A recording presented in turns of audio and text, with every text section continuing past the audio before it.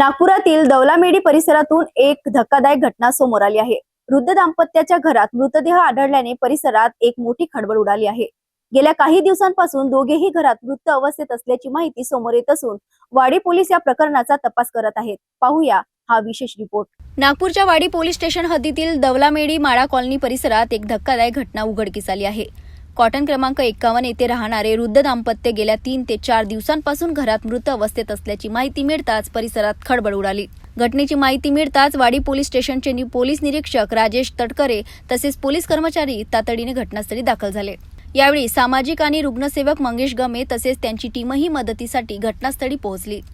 मृत व्यक्तींची ओळख गंगाधर जानबाजी भोंगाडे वय 75 वर्ष आणि कौशल्य गंगाधर भोंगाडे वय 75 वर्ष अशी झाली आहे। पोलिसांनी पंचनामा करून दोन्ही मृतदेह पुढील शवविच्छेदनासाठी नागपूर येथील मेयो रुग्णालयात पाठवले आहेत।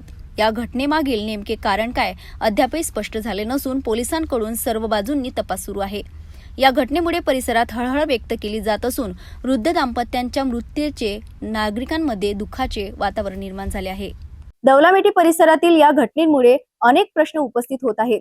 पोलिसांकडून या प्रकरणाचा सखोल तपास सुरू असून शवविच्छेदन अहवालानंतर मृत्यूचे नेमके कारण स्पष्ट होणार आहे।